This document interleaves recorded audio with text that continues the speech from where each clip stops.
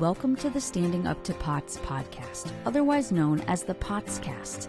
This podcast is dedicated to educating and empowering the community about postural orthostatic tachycardia syndrome, commonly referred to as POTS. This invisible illness impacts millions, and we are committed to explaining the basics, raising awareness, exploring the research, and empowering patients to not only survive but thrive. This is the Standing Up to POTS podcast. Hello, fellow POTS patients and most appreciated people who care about POTS patients. I'm Jill Brooke, your horizontal host, and today we have an episode of the POTS Diaries, and we are speaking with Nicole. Thank you so much for joining us today, Nicole. Of course. Thank you. I'm glad to be here. So let's start with the easy stuff. How old are you? Where are you? Where do you live? I am 28 years old and I live in San Antonio, Texas. Okay. And tell us a little bit about you. What is the essence of Nicole? Well, I'm a journalist. I just recently moved to San Antonio from Raleigh, North Carolina. That was my last news job. I did recently leave news because of my POTS symptoms. Okay. What kinds of journalism did you like doing? All types. I was a general assignment reporter, so pretty much anything that they threw my way. But it's something that I've been really passionate about since I was younger. That's what I studied in school. I went to St. John's University in Queens, New York. And then after that, I got my master's degree. And after that, I got my first news job all the way in Anchorage, Alaska. And I was there for 2 years before going to Raleigh. Everyone thought I was crazy for going there, but... Oh, we probably lived there at the same time then. I moved to Anchorage, Alaska to avoid heat, but then I discovered that I needed some sunlight, and so it didn't last. No way. What years were you there? From about 2015 till 2019 or 2020. Oh, that's so funny. Did you ever watch the ABC or Fox local news? I'm sure I did. I must have. Oh my gosh. Yeah, I anchored there for 2 years. So it was so fun. I had never been to Alaska when I decided to up and move there, but I loved it. And everyone said the same thing. They're like, oh, once you move there, you'll want to stay here forever. I actually love the cold, but I didn't have my POTS symptoms there. So I don't know how I would do now. Okay. So you had a life before POTS. Can you tell us a little more about your life before POTS? Like, what did you enjoy doing besides journalism? I loved my life before POTS. I grew up in theater. That's what I did my whole life up until high school. Then I went to college. I was really active in college. I interned a lot. I was at NBC for 2 years. I was a runner. I would run every single day. Then I went to grad school in Italy for a year. I traveled a whole bunch. And then that's when my Alaska journey started. But yeah, I always just had a lot of energy. Now I look back on it and I feel like I took it for granted. But I really did enjoy my life prior to POTS. Yeah, you lived a lot of different places and visited a lot of different places, I imagine. Where is your favorite place ever? Rome, Italy, for sure. That's where I was in grad school for the year. And yeah, I just fell in love with it. I would love to live there one day, full time. Okay, so I'm guessing that two personality traits that you have are adventurousness and ambition. But I don't know, you tell us, what would people say is your personality? Those are definitely two personality traits. I was just told at a young age to dream big. And so growing up and then once I got into the news industry, I was like, oh, I want to be on the Today Show one day. And not that I thought, oh, I was good enough to be there. I just knew I was going to try and work as hard as I could to possibly try and be there. So definitely ambitious. But I would say I was always described as being like really bubbly and energetic. Now I'm definitely not as energetic, but I'm hoping I can get back there. So what was your first sign that something was going on that turned out to be POTS? So the first time that I started getting my symptoms was early to mid-June. I had just moved to Raleigh in May. And at first I was just really tired. I was more tired than normal. And I thought it was weird. I remember complaining to my parents. But other than that, I was like, oh, maybe it's just getting used to the new job and the new routine and that sort of thing. But then all of a sudden I woke up one day just feeling the complete worst that I have ever felt. I mean, way worse than I've ever felt ever. My head was pounding. I was nauseous. I could actually like hear my heart beating in my head with each step. I had to hold on to furniture. I was like, what is going on? But honestly, I didn't like freak out at first. I was just like, oh, maybe it's like the flu or something, or I just have like a bad bug. And it lasted like 4 days straight. And by like the third day, I was like, oh gosh, this is rough. I got tested for COVID, got tested for the flu, came back negative. And then after that, I just had fatigue, like lasting fatigue, but I didn't have any of those other really terrible symptoms. So I was like, oh, okay, it was a bad bug. I beat it, whatever. And so for several months, except I will say the following month, I did pass out while I was at work in downtown Raleigh. But other than that, that's when I first went to the doctor just to make sure that everything was okay, considering the previous symptoms that I had. And they were like, oh, you're fine. I wore a heart rate monitor, So I just kind of went about my time. I was honestly fine. It wasn't anything lasting. I had more fatigue. I definitely would come home at the end of the day and feeling just wiped out, even though I was doing a lot less than what I was used to doing. In Anchorage, typically when you're at a smaller station, you're doing more work. And so at Market 150 in Anchorage, I was reporting, I was producing, and then I was anchoring every night. And I would come home at like 10:30 at night when I'd get off of work and totally feel up to going to the grocery store and cooking a meal and doing a little laundry and watching some TV, and it was totally fine. And here I would go to shoot one story in the middle of the day for like 2 hours and come home and edit. And I would just be like horizontal position until it was time to go to bed. So I didn't really know what was going on, but it wasn't really affecting my work yet. I was fine. I wasn't really too concerned. And then the same wave of symptoms that I had in June happened in the following March. And this time they lasted 2 weeks. I was like fully straight 2 weeks. I was like, something's wrong. I need to figure out what's going on. So that's when I started going to an array of doctors. And that's when my mom eventually was like, let's just go to the Mayo Clinic because I feel like I needed an answer soon because it just kept going and going. And it was really starting to impact my work and just my day-to-day life. Yeah. So how long did it take to get an answer then?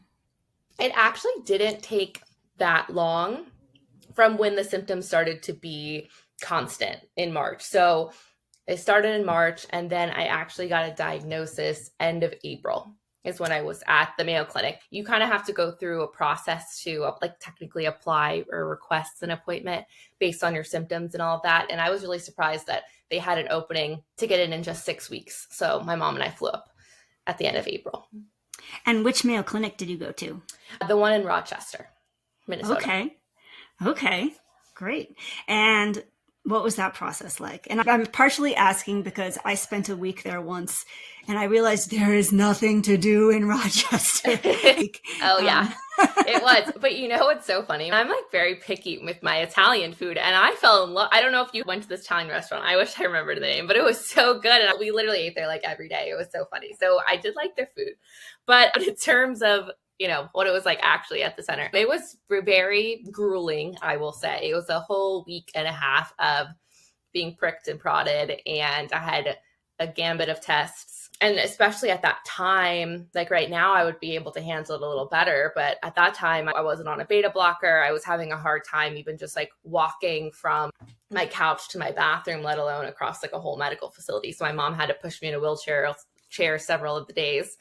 So it was very exhausting for someone that was already just feeling so terrible. But I will say I'm definitely glad that I did it. I was able to get an answer a lot sooner than a lot of other people. So that's why I really went there, is because I was trying to see other specialists. They had waits that were months out. So at least I was able to get a diagnosis, and immediately they put me on a beta blocker to lower my heart rate because my heart rate was nearing 200 almost every day. And immediately after taking the beta blocker, I feel fortunate that a beta blocker does lower my heart rate. I know there are some POTS patients that isn't helpful for them. So definitely happy to have gone and gotten an answer when I did, so then I can start, the process of trying different things to help me feel better. And so how much have you improved now that you know what's wrong with you? So if you had asked me about 2 months ago, I would say that I've hardly improved, minus getting my heart rate down, because the beta blocker helped my heart rate, but really nothing else, which in my head didn't make sense to me. I'm like, if my heart rate isn't reaching 200, why is my fatigue so bad? Why is my brain fog so bad? Why am I nauseous? Why am I lightheaded? So that didn't change. And so that's why I ultimately left news. But I would say this past month has been the best month that I've had in the last 2 years, which is amazing. And to be honest, I don't know. I mean, I tried a couple different things at once. So one was an anti-inflammatory diet, which I did pretty strict for 2 months. And I did feel a slight change in my energy. I did not see any change in any of my other symptoms, but I did start seeing a change in my energy. But then on top of that, I just found out that I was diagnosed with something else called BVD, which stands for binocular vision dysfunction. Wait, can you say that a little slower so everybody can catch it?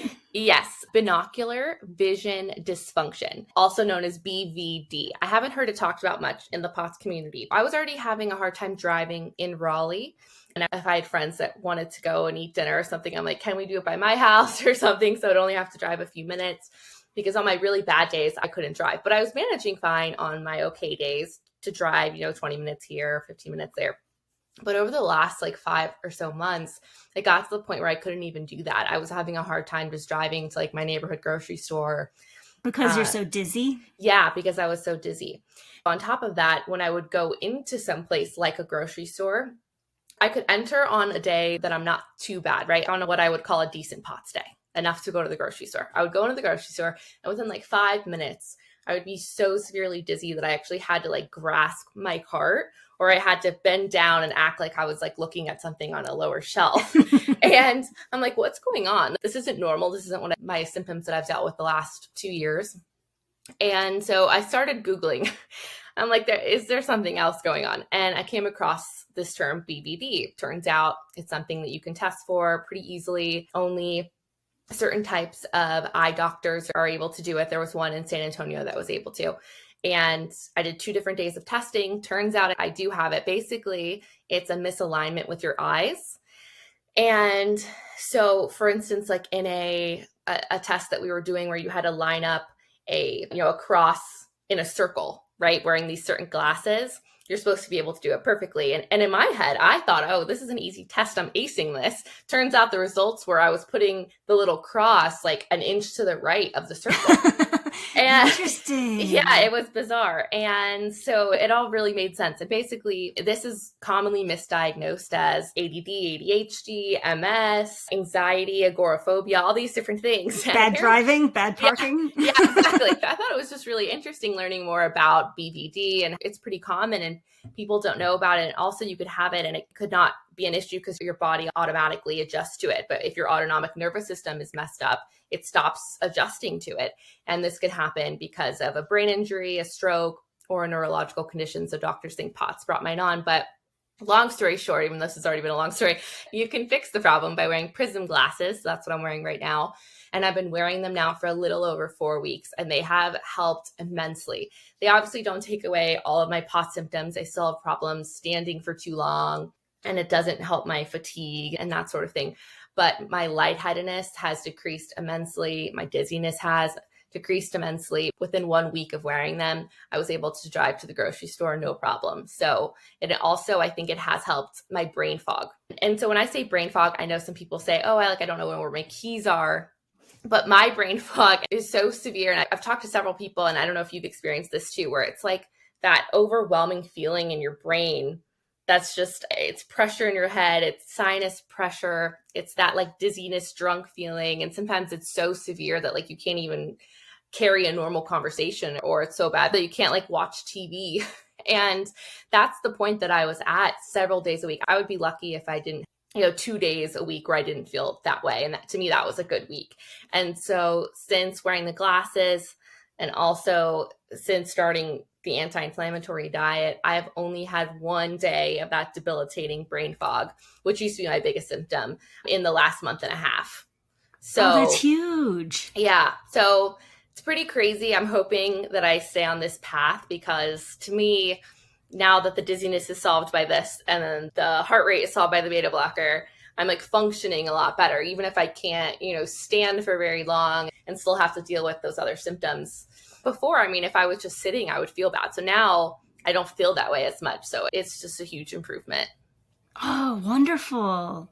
Yeah. And so is all of this nice improvement in the right direction part of what keeps you positive? Because for somebody who had such a neat job and so much success and loved to be adventurous. I'm sure that was really tough to decide to give that up. Can you talk about that? It was so hard. I had like tons of sleepless nights and breakdowns that my parents and my boyfriend had to deal with. God bless them. But it was the hardest thing ever. And I really felt like for so long, it was like, what am I going to do? You know, I felt like everything that I had worked for was over, that I can't travel anymore. I can't manage being on television and telling people stories and everything that I loved doing. I just had so many dreams for myself and so many more things that I wanted to accomplish. For a while, I was really upset by it. I remember even just like something small, like the morning show on like Apple. Like I love the morning show. And like, since I left news, I'm like, I can't watch it. Like it makes me sad. Sure. Yeah. Like it's just, you know, things like that are silly, but you know, and I'm still dealing with that now, but seeing improvement has helped so much just like mentally over the last month. I'm just so thankful that I've seen this improvement. Even if I am not able to get to that place where I can't be a journalist anymore and tell these important stories and everything like that, I'm just grateful to feel better. I feel like it changes your mentality and your priorities a little bit to just be at least like happy with where you are now, which I wasn't feeling before because I wasn't seeing any progress. So I feel like that's at least helped me for sure. That's great. What is the best kind of support that people can give you right now? I would say grace and understanding. I feel like a lot of people don't understand, obviously, POTS unless you have it, but it's one of those things that since it's an invisible illness, people don't get it. One of the hardest things I think for people to grasp is the severity of the flares and the crashes after we do something, you know? And so I'm still experiencing that now, even on my like good month. If I go and do something, if I conserve my energy for like a week and just enough to go to this wedding or this event or whatever it is, I can do that. But then the next week, you know, or more, I am going to be paying the price for it. And I'm going to be struggling again, walking around my house and holding on to my furniture. And I'm going to be nauseous all day. And my brain fog is going to be terrible. And so I feel like people don't get the struggle of the one day to the next of your symptoms changing. And they're confused by that. They're like, oh, but like, can't you go on this weekend trip? Because, you know, you said you're starting to feel better. And it's like, well, okay, I can feel good on like the one day of the weekend trip. And the next day be stuck in the hotel room, which I've done plenty of times. You know what I mean? And then just be at home the following week, not being able to work. I feel like just understanding, you know, even though it's so hard to grasp, just kind of how difficult it is day to day, and also not knowing what your symptoms are going to be like or how something is going to impact you for the rest of the week or two, you know? So it sounds like you've done a really good job with the balancing act of trying to take care of yourself, but also staying in touch with those friends and doing things with them. Do you have any sort of intuition or mental model or little policy about when you decide to go for it, go out, have fun, and pay a price versus conserve your energy? I would say I've actually done a terrible job at seeing my friends. I mean, I'm 28, so everyone's getting married, right? So like in the spring, I had 2 weddings, and then I had a class reunion that I was class president when I was a senior. So I had to plan this thing, and I was like, oh, great, this is the worst timing ever. Luckily, a lot of it, because I wasn't in the state, this was in Florida, went to the vice president, secretary, and treasurer. So that was helpful, but I still had to show up. And so like, I think it's just one of those things that when I'm home and when I'm not having to go like to a wedding or something, I'm really not doing anything. I'm not going out with my friends. I'm not going out on the weekend. I'm lucky if I go to dinner. I think that's a win for me. If it's a day that I can leave the house and put on makeup and go to dinner, that's a good day for me. So I think just conserving my energy. And then if I have to go to something like a life event that I don't want to miss, like a wedding, I just know that I can't do anything for that week besides work. I can't leave. I'm not going to be spending hours cooking or something, because even that, I'll crash the next day. So I just really try and not overexert myself in any capacity. I try to sleep a lot, hydrate, that sort of thing. And then save my energy. And while I'm there too, like not plan any extra things. I'm not like trying to fit in a bunch of dinners with people that I haven't seen. I just kind of go to the wedding, you know what I mean?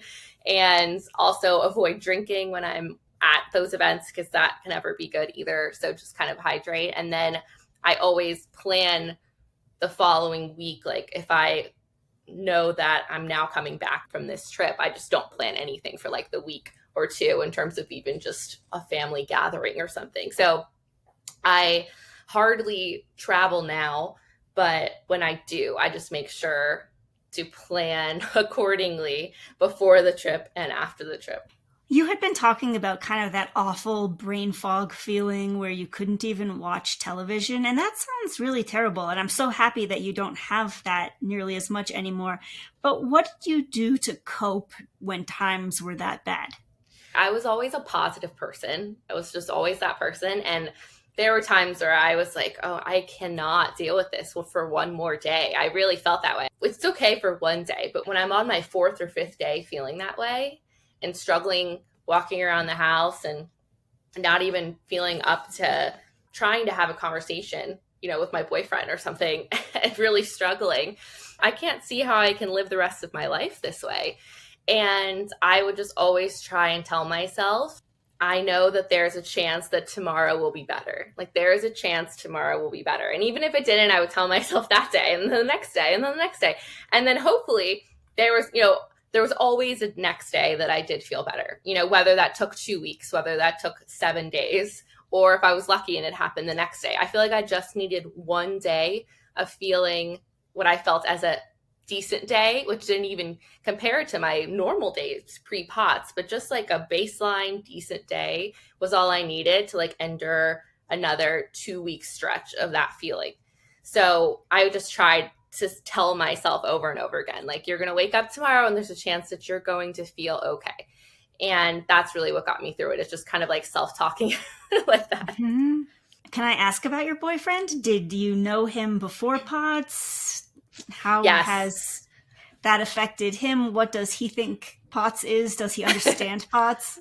He does. He has been, honestly, my rock through this whole thing. We've lived together throughout this whole process. I did know him before I had POTS. I always say he met me in my prime, and now he's with me at my worst. Especially in those times that we were just talking about, I felt like I was like a shell of myself, And honestly, he has been nothing but helpful. I feel so blessed. I feel like it's made our connection stronger. He completely understands. And I always feel bad about complaining, and he never makes me feel bad about complaining. And he does fully get it and never puts pressure on me to go out and do things. And he understands if I can't even make it to dinner or I can't make it to the grocery store and things like that. So I honestly just feel really, really fortunate. Oh, that's wonderful. That makes me so happy to hear. Have there been any silver linings at all? Any positives that came from all this? I'm still trying to find them, I would say. But if anything, I feel like it showed me who is really in my corner and who's going to be here for me and support me when I'm at my lowest. And that's been my mom, my family, my best friends, and my boyfriend. So I feel like it just really grew those relationships and took them to another level and made me appreciate that support system so much. Wonderful. Are you up for doing a speed round where we just ask you to say the first thing that comes to your mind? Yes. Awesome. What is your favorite way to get salt? Potassium salt tablets. You're the only person I know that actually likes those. I like the capsules, like not the ones that you actually chew. You know what I mean? It's like the ones you swallow. Okay. I don't know. Like, I'm one of those people, I'd rather just get it in pill form. I don't want to taste it. Like, Be done with it. Efficient. Yeah. What drink do you find the most hydrating? Celery juice. Oh. Yeah. What is your favorite time of day and why? I would say nighttime, because I tend to have more energy in the evenings, and then I get to go to sleep. I mean, who doesn't love that? Where is your favorite place to spend time and why? I would say at home, just because I'm, comfortable here. I got all my water, my dog's here. How many other POTS patients have you ever met face to face? One, except when I met her, she didn't have POTS. We've reconnected since. She's a mutual friend that I actually only met a couple times when I was like 12, but she lives in New Jersey. But that still counts, I think. Yeah. Okay, what is one word that describes what it's like living with a chronic illness? Terrible. What is some good advice that anyone ever gave you about anything? What is meant for you will not pass you. What is something small or inexpensive that brings you comfort or joy? My dog named Togo. Who is somebody that you admire? My mom. She is the world's best mom, and I am so grateful for her. I love her so much, and she's just been so helpful my whole life, but especially now throughout this whole journey, always been super supportive and helpful and understanding, and I just feel really blessed to have her as my mom. Oh, yay. Thanks, Mom. What is the toughest thing about POTS? I think the toughest thing about POTS is just the symptoms, then the day-to-day struggle of those symptoms and not knowing if you're going to wake up and have an okay day or you're going to wake up and have a miserable day where you're kind of couch ridden. So I think that's the toughest part. Do you find anything effective for helping you fall asleep? I typically don't usually have an issue sleeping, which I know a lot of POTS patients do, so I feel really grateful for that. But I do love drinking chamomile tea before bed. I do feel like that is helpful. Do you have anything that helps give you energy when you need it? No, but I will say that I just recently tried, I don't know if you've seen it before, but where you like dunk your whole head in like a bowl of ice water. Have you seen that? I have done it a few times and I feel like it works. I mean, it doesn't work long term, but if you need to wake up and feel energized for the next hour, I feel like it works. Yeah. So that's funny because I do that when I want to relax because I know it as the mammalian dive reflex that's supposed to kind of like calm you down. But I could see where if the water's cold enough, it would. Oh, yeah. I make it really cold. What is a gift that you would have sent to every POTS patient on Earth if you had infinite funds? Probably fuzzy socks. I don't know about you, but my like extremities are always freezing. So I would say fuzzy socks. What is something you are grateful for? My support system, for sure. Okay, I'm going to ask if you can finish some sentences. Okay. I love it when I have a good day, a good POTS symptom day. I hate it when I have a terrible POTS symptom day. And when I struggle, just walking around my house. People might suspect I'm a potsy when I have to sit down randomly in places. That's my next question. Have you ever had to sit down or lie down in a weird place because of POTS? And if so, what's the weirdest place? Yes, for sure. I had to do that a lot, actually, when I was still trying to juggle news reporting in POTS. I would have to sit down all the time during my stories. But recently, I've had to sit down at the grocery store and the post office. Okay, I just have a couple more questions. What do you wish more people knew about POTS? I wish they understood just how severe and how bad it can be. I feel like a lot of people think it's just a heart rate issue. And some people do have a really mild form of POTS, but there's POTS patients in wheelchairs. And I feel so fortunate that I'm not at that point, but I even have a cane here that I use some days. I would just love people obviously to know about POTS in general and that just understand that, even if we look okay, that we're really struggling. I'm someone who is just being a news reporter. I'll have like a full face of makeup on and my hair curled and walk around. And but even while I was in Raleigh and have a smile on my face and feeling absolutely miserable, like the worst I've ever felt in my entire life. And you just wouldn't know it. So I feel like that's just one of the hardest things.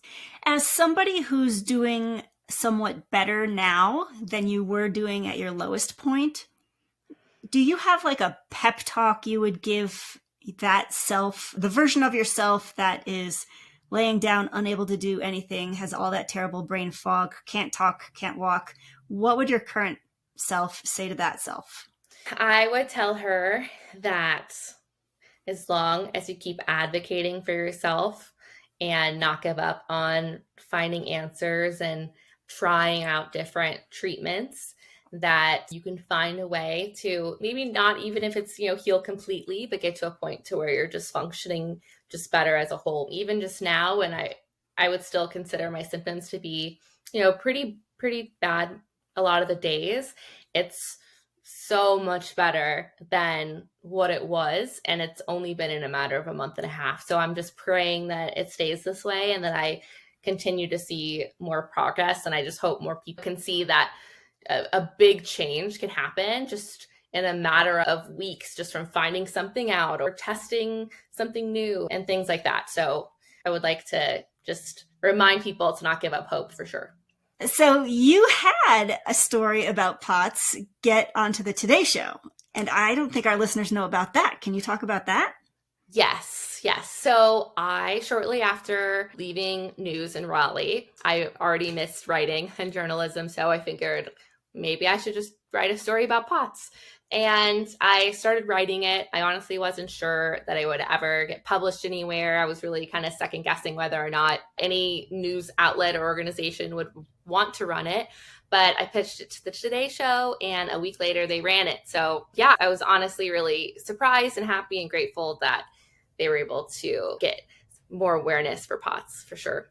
And if anybody wanted to go see that story, is there a place they can find it online? Yes. So I have it on my website and on my social media. But also, if you just Google Today Show POTS, it should just pop up. Okay, excellent. And if someone did want to look into your social media or your work, what's your website? So my website is NicoleO'Hara.com. That's OHARA.com. And then my Instagram handles are all Nicole C. O'Hara.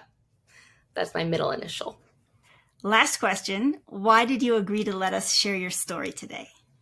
Because I just wanted to bring more awareness to POTS. I feel like it's really important for more people to hear about it and also hear about other people's experiences and how they could possibly help other POTS patients out there that are, looking for mutual support and to help each other find answers to hopefully one day feel better. Yeah. Well, Nicole, thank you so much for sharing your story and your insights with us. We really appreciate that and your work to raise awareness. And I know that everybody listening is wishing you all the best going forward. So thanks a million. Thank you so much. I really appreciate it. And hey, listeners, I hope you enjoyed today's conversation. We'll be back again next week. But until then, thank you for listening. Remember, you're not alone, and please join us again soon. As a reminder, anything you hear on this podcast is not medical advice. Consult your healthcare team about what's right for you. This show is a production of Standing Up to POTS, which is a 501c3 nonprofit organization. You can send us feedback or make a tax-deductible donation at www.standinguptopots.org. You can also engage with us on social media at the handle Standing Up to POTS. If you like what you heard today, please consider subscribing to our podcast and sharing it with your friends and family. You can find us wherever you get your podcasts or at www.thepotscast.com. Thanks for listening.